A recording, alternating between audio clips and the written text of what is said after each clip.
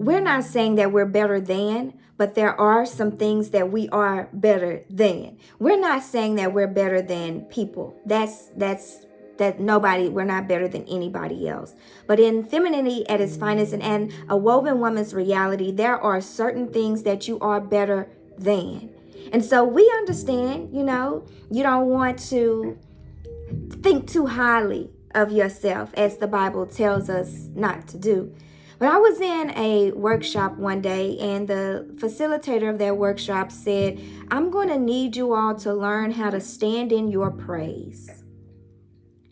And as she began to expound on that, what she was really saying was that as we would compliment one another, or if there was any, well done, or yay girl, da da da da, there was always a dropping of the head. There was either a hurry up and let me sit down because I'm embarrassed, all attention is on me. There was the need to deflect or to escape from that moment of celebration of what was done or the fruitfulness that came forth in that moment. And so for today, I want to talk about feminine fruitfulness. Feminine fruitfulness. Are we able to watch and see and then stand in our praise? I would like to term it like this. Are we able to acknowledge that our gifts and our talents and our abilities are being utilized in a way that's leaving long-lasting fruit? Are we able to celebrate the fruitfulness of our lives? In Proverbs 31, it says that her works were known at the city gates, that like she was receiving the praise of her works. Compliments are not a detriment to your womanhood. It's only when you allow the fruitfulness that comes for you or from your life and the compliments that come along with it to be anchored in now it's ego and arrogance. You see, there's a fine line between confidence and arrogance. And we want the fruitfulness that comes out of our lives to be saturated and soaked in the excellence of how we do things, like how we navigate purpose. We want to do that with excellence. So many times we get shortchanged on customer service experiences. We get shortchanged on the experience that we have due to a lack or the forgetting or the diminishing of customer service. But there's an element of quality assurance that comes in the fruitfulness of a woven woman. And this fruitfulness, it positions her in a way to know that her confidence is a humility, because she knows that her gifts didn't come of herself. It's in a confidence that's wrapped in humility, because we know that we need the reliance of a greater strength, of God's strength. That it can't be our own strength that is allowing us to fulfill and produce the fruit that is becoming evident not only in our lives, but also in our character. And so we want to acknowledge and take a peek behind the curtains for a little bit, because I want to talk about for just a little bit what the evidence. Can we examine the evidence of our own fruit? Because there can be some fruit that is falsified. There can be some fruit that is filtered. There can be some fruit that is wrapped in a facade, because if we examine the evidence, if we take a closer look behind the scenes, then we will begin to determine, we begin to realize that there are some other things working in the midst.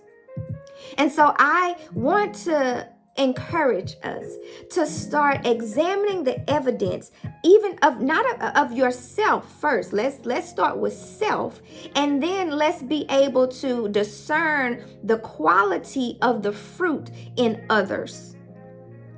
Now, the question that we need to ask is, what are you looking for? What are you looking for? Now we're looking at the fruit, the root of the fruit, okay? We're talking to the root of the fruit. That's this question is talking to, the root of the fruit. What are you looking for?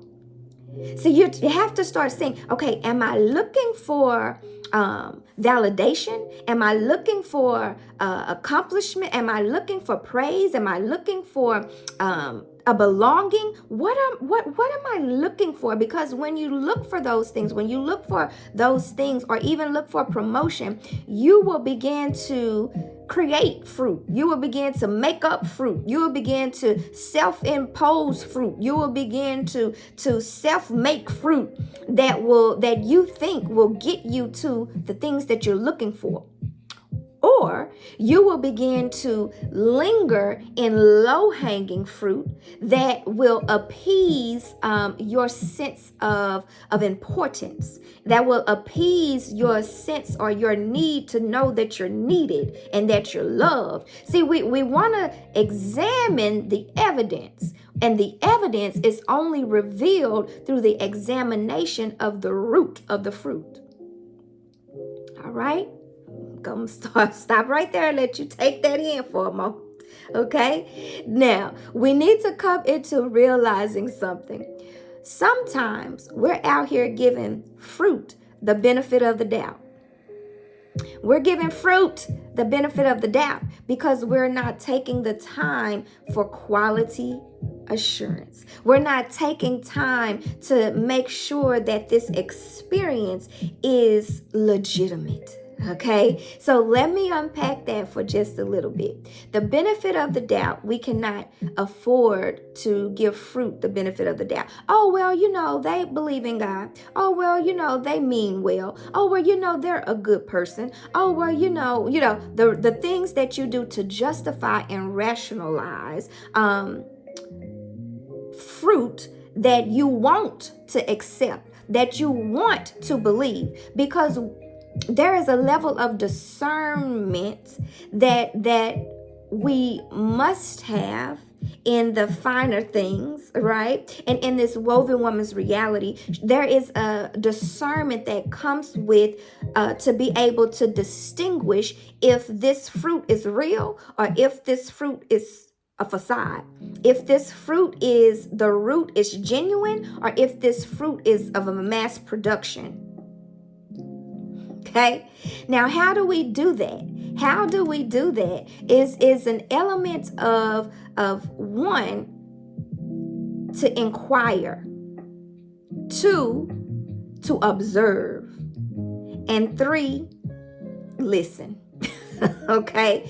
If you inquire, if you listen, and if you observe, you will be able to see if the fruit is genuine or if the fruit is mass produced. Okay, if the fruit is just a facade because someone wants to appear fruitful in certain ways. That's why you want to get to the fruitfulness of your character, the fruitfulness of your spirit, the fruitfulness of your soul, the fruitful, not just in the external success that may come from your giftings, not just the external success that may come from your accomplishments, not just the external success that may come from your professionalism, not just the external success that may come from how many kids you have or don't have, or how long you've been married, or if you're single, not from the external things. Those are surface level. We got to go beyond surface fruit, and we want to come into quality assurance. We want to come into fruit that will last. We want to come into fruit that remains. We want to come into fruit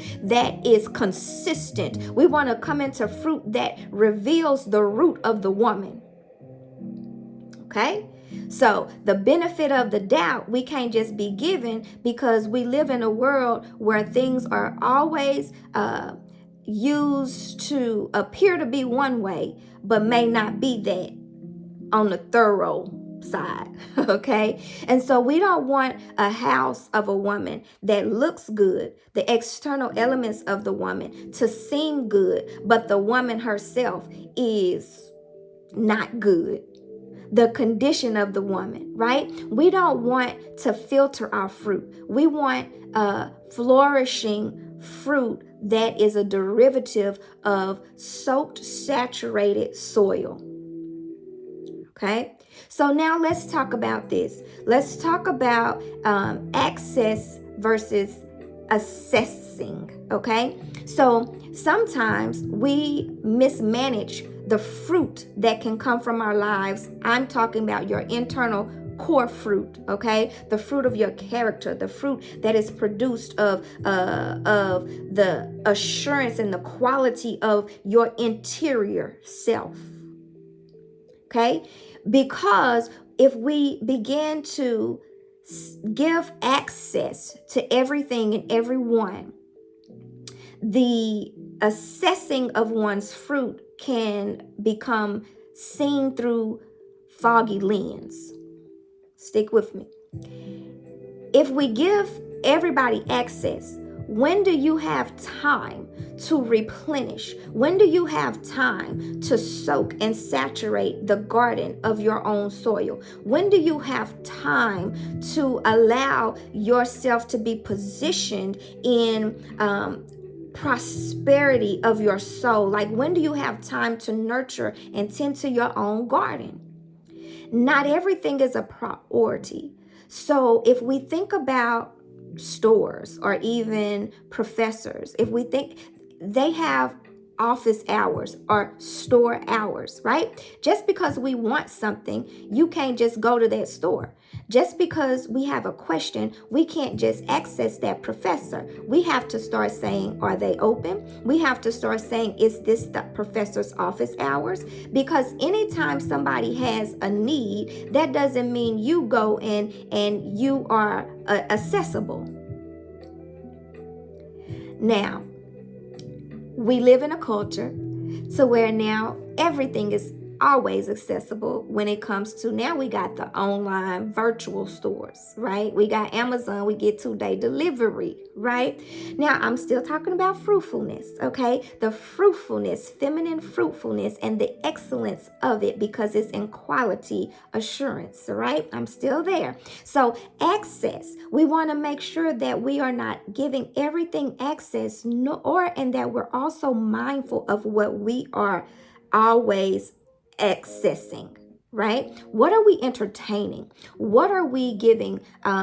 What are we doing? What's our accessibility? Is it that you're always in social media DMs thinking that you got to respond all the time to the people that DM you, the people that message you? You're in your emails. You have to always respond every time you get an email alert or a notification goes off. Let's take a closer look. What are you looking for? Is it that you were once rejected or felt forgotten about or felt like you weren't important, and so you don't want to make other people feel that way, and so you are now giving access to your DMs and access to your emails and access to your whatever case may be for you, because you don't want to make anybody feel like they're forgotten, or you are the one that keeps your I's dotted and your T's crossed, and you want the fruit to continue to show that you're a woman who stays on her toes. And so because if you don't answer instantly or reply instantly, now it's saying that, oh, maybe they're not gonna think that I'm that way. What are you looking for? Let's examine that evidence. Let's examine that root. Okay, now let's come into this, the access, the assessing. The assessing is where you are going to assess your access. Whether you look at your calendar and say, okay, I'm gonna need to start having me some office hours, because I can't be 24/7 available to save the day. Maybe you have a savior problem, and maybe you just you want to be and want to feel needed, and you want to feel necessary, and you want to feel important, and you don't want anybody to ever think that you're not there for them, and you're always there. You need to start assessing, one, the root of that fruit that's trying to be producing in you, in your actions, in your behaviors, in your movement.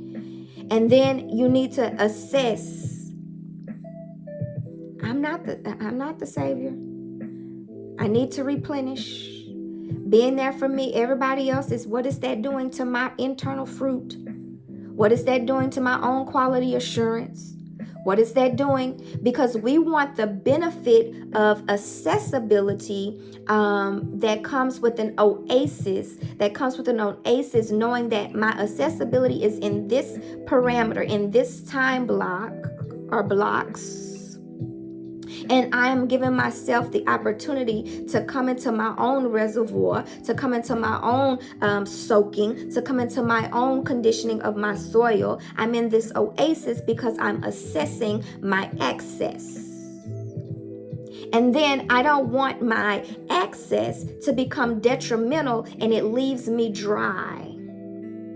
And if I'm dry, then how can I be the tree planted by the streams of living water? Because my internal fruit is over here withering. Okay, so you want to assess your access, and then you want to determine if you are in an element of detriment because you're barren within, because your fruit can't produce, because your soil isn't getting saturated, and if you are in the oasis to where, you know what, I'm managing well, I am well distributed.